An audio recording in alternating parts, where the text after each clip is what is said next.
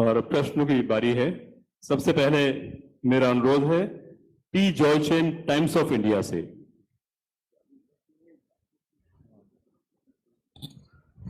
मैंने देखा क्वेश्चन सब खत्म है, लंच में जा रहे हैं। बोलो बोलो, बोले बोले बोले, क्या कहना भाई?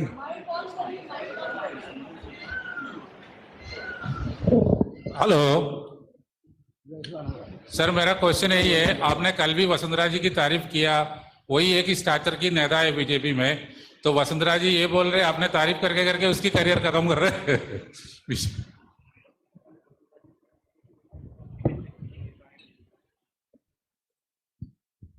देखिए, जाके पूछे वसुंधरा जी को, मेरे कमेंट को तारीफ मानती है या क्या मानती है, आपको समझ में आ जाएगी। मैंने तो हकीकत बताई आपको, पहले मैं बता चुका हूं आपको, और मैंने कुछ नहीं कहा है। वो तो मेरे खिलाफ विषय में दे रही है, आज भी दिया उसने, और किन शब्दों में दिया आप बताइए, मैं तारीफ करूंगा उनकी? वो तो मेरे लिए सब काम दे रही है। आज ही मैंने पढ़ा अखबार में, आज ये कल। बताइए, वो बीजेपी के लोगों का कल्चर है ये, दुश्मनी निकालना, बदला लेना। हम लोग ये नहीं करते, काम रोक देना, सरकार बदलते ही वो करते हैं। नरेश शर्मा फर्स्ट इंडिया से। सर, मेरा सवाल राहुल गांधी पे जो फैसला आया है उसको लेके है। राहुल गांधी पे जो फैसला आया, जब राहुल गांधी को सजा हुई थी तो जितनी स्पीड से उनकी संसद की सदस्यता बर्खास्त की गई थी, उनको संसद आने से रोका गया था, क्या आपको लगता है कि अब सुप्रीम कोर्ट का फैसला उनके फेवर में आने के बाद उसी स्पीड से उनको वापस उनकी सदस्यता बहाल करेंगे, या फिर कोई ऐसा हथकंडा अपना जाएगा कि वो संसद में ना आ सके? देखिए, मुझे पता ही नहीं अभी फैसला में ऐसे में क्या लिखा हुआ है सुप्रीम कोर्ट, इसलिए मैं कोई कमेंट नहीं करना चाहता। पर वो तो उनको पार्लियामेंट निष्कासित करने का षड्यंत्र था, ये मैं कैसे कहूँ कि ये षड्यंत्र था उनका। जब से भारत जोड़ो यात्रा शुरू करी, उनकी पॉपुलरिटी बढ़ी, तब से षड्यंत्र हो गया। और एक साल पहले का केस जो था सूरत के अंदर, जो केस करने वाले रुकवाया था केस को, हाईकोर्ट जाकर के वापस को जिंदा किया। बात का मालूम है क्या क्या हुआ। आज बहुत मुबारक दिन है और जिलों का, नए जिलों का गठन हुआ है, तो मेरा आप सबसे अनुरोध है कि उस संबंध में प्रश्न पूछेंगे तो ज्यादा अच्छा रहेगा। राजस्थान पत्रिका से शैलेंद्र शर्मा। सिर्फ 19 जिलों के बारे में बात करो।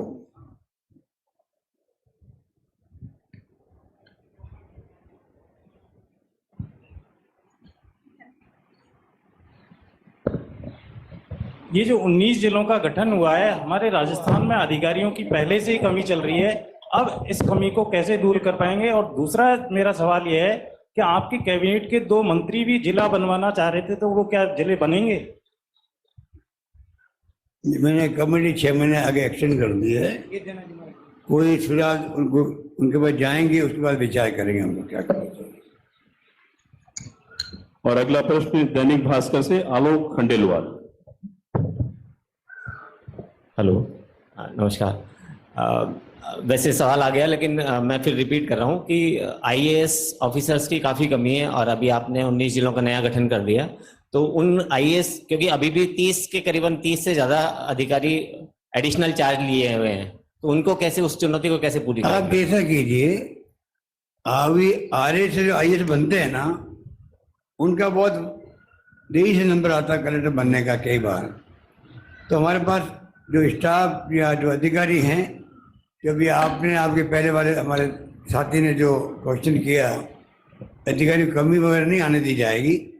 जहाँ भर्ती की जो गुंजाइश है या नए जिले बने हैं, स्वाभाविक है कि कई नई भर्तियाँ होगी वहाँ पर, इसमें कोई दिक्कत नहीं आएगी।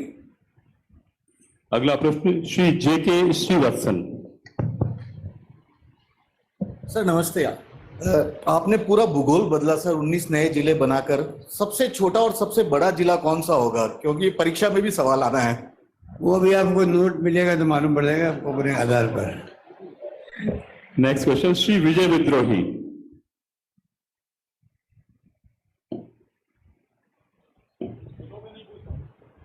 जिलों पे नहीं पूछना मुझे आप।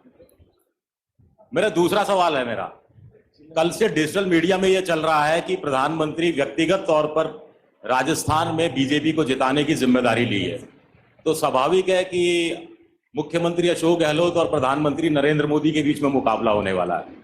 तो यहां मेरे दो सवाल हैं आपसे।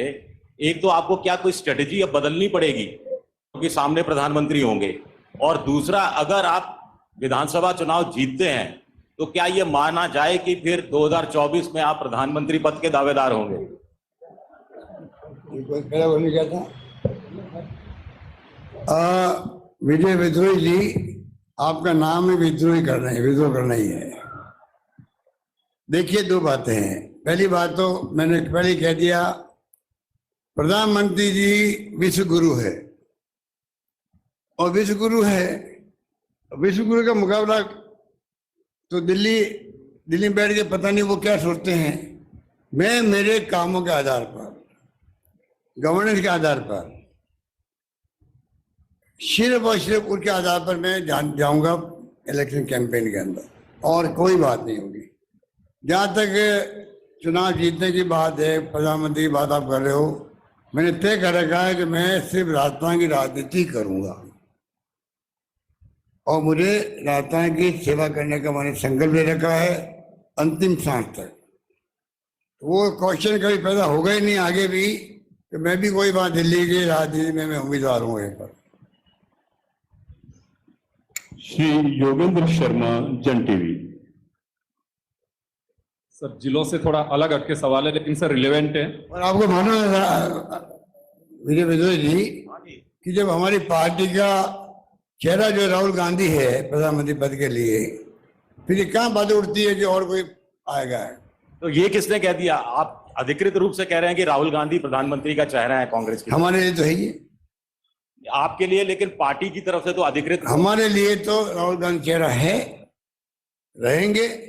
बाकी हाईकमान जाने और आगे क्या देखते हैं क्या होता है। पहले से ही वो तो नई बात तो है नहीं।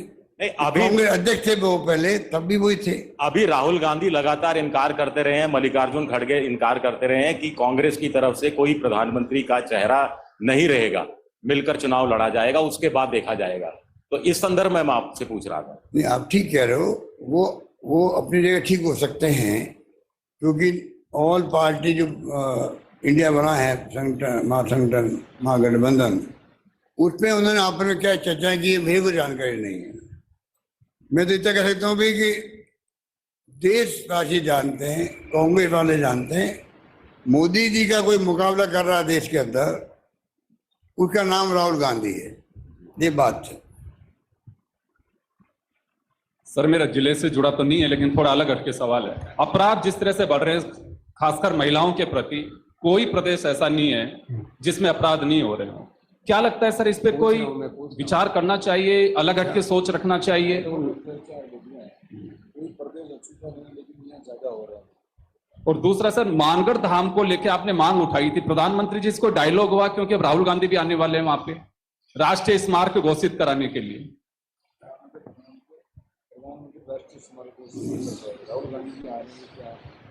देखिए, जहाँ तक ये महिलाओं अत्याचार की बात है, आपने खुद ने कहा कि सब राज्यों में होता है। मैं बार बार कहता हूँ, हमने क्योंकि यहाँ पर FIR दर्ज करना कंपल्सरी किया, आप समझने की कोशिश कीजिएगा। मैं आपको सबको रिक्वेस्ट करूँगा, ये मामूली फैसला नहीं है। ये नहीं कि भाई आप कंपल्सरी अभी हो गई तो जाके FIR दर्ज हो जाएगी। उससे बड़ा ये मामला है, इसके पीछे ये भावना थी। उससे जो है, जो लोग पहले आते नहीं थे दर्ज करवाने के लिए कि जाएंगे, सुनाई तो होगी नहीं हमारी। अगर किसी बच्ची के साथ में कोई छेड़छाड़ हो गई मान लो, तो ही उसके माँ बाप इतने जाते थे थाने में, सुनाई होगी नहीं, सुनाई नहीं होगी, मेरी बेइज्जती मेरे पूरे मोहल्ले में होगी, मेरे गांव में होगी। वो मन महसूस के रहता था, दुखी होकर रहता था। उसकी पीड़ा को हमने समझा है और हमने इसीलिए फैसला किया है, एक कॉन्फिडेंस बढ़े पूरे प्रदेश के अंदर। किसी का भी मुझे अधिकार दिया गया, ये गारंटी दी मैंने।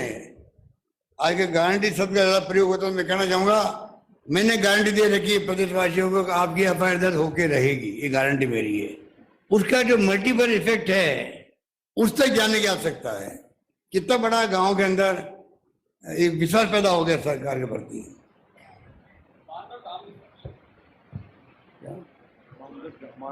मानगढ़ डैम तो डायलॉग हुआ सर आपका पीएम से, वो कह के गए थे तीनों राज्यों के मुख्यमंत्री मिलकर के फैसला कर लें। अभी तो मीटिंग तो हुई नहीं है, वो तो मीटिंग वही करवाएंगे। ये मंजूर का अगर प्रधानमंत्री मना कर देते कोई कारण से तो फिर हम जिम्मेदारी लेंगे उसकी, मानगढ़ के विकास की। श्री दिनेश डांगी। सर मेरा सवाल है कि 5 राज्यों में और भी चुनाव है, लेकिन मोदी जी बार बार राजस्थान ही आ रहे हैं। बताया जा रहा है उनको राजस्थान की चुनाव की कमान दे दी गई है, तो सही कह रहे हैं कि ये चुनाव गहलोत वर्सेस नरेंद्र मोदी हो चुका है, और वो राजस्थान ही क्यों आ रहे हैं? इस बार राजस्थानी जनता ने, मैं फिर कह रहा हूँ आपको, जो मैं फील कर रहा हूँ और जो फीडबैक मुझे मिल रहा है, जो कमेंट मिल रहे हैं, मुझे लगता है वो किसी को नहीं देखेंगे इस बार। सिर्फ और सिर्फ हमारी सरकार की परफॉर्मेंस देखेंगे और वोट देंगे। मेरा मानना ये है। अब जब सामने मोदी जी अपने आप को बार बार आए तो वो तो डेमोक्रेसी कोई भी आ सकते हैं। सरकार हमारी बनेगी, ये जनता का फैसला, मेरा फैसला नहीं है। जनता माई बाप है, वो चाहे तो ही बनेगी।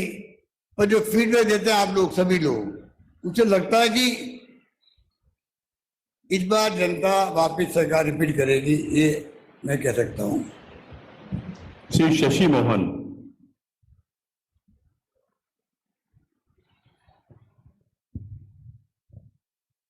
सीएम साहब, जिलों को गठन को लेकर के आपने जो घोषणा कर दी, अधिसूचना भी जारी कर दी, लेकिन अभी भी कई जगह पर फुलेरा, भिवाड़ी, सूरतगढ़, सुजानगढ़, मालपुरा, यहां से मांग उठ रही है।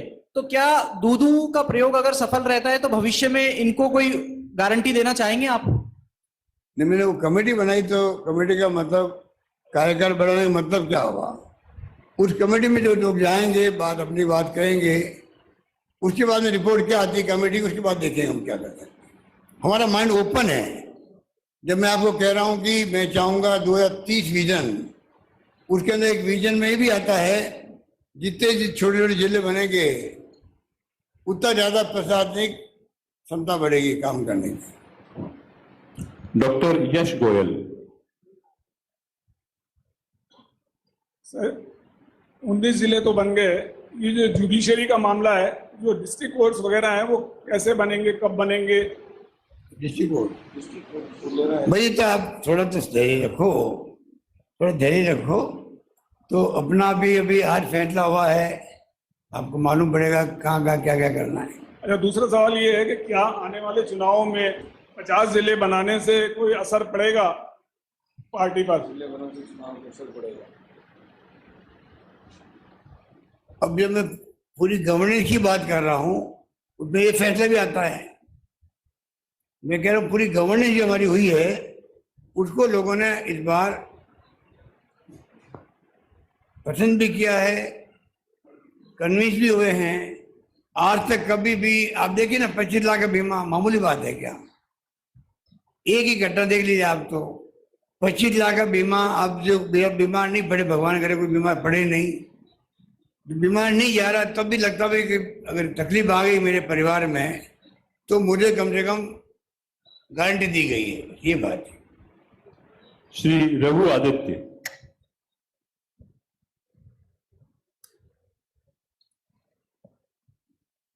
माइक देना है।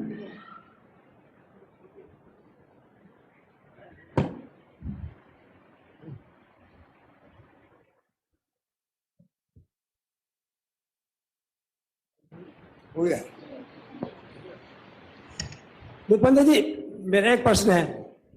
अभी आम धारणा ये रही है कि अभी कांग्रेस पार्टी को अल्पसंख्यकों के वोट मिलते रहे हैं, लेकिन इस बार प्रधानमंत्री ने अपने सभी सांसदों से, एमएलए से अपील करी है कि वो मुस्लिम संप्रदाय की महिलाओं से राखी बंधवाएं।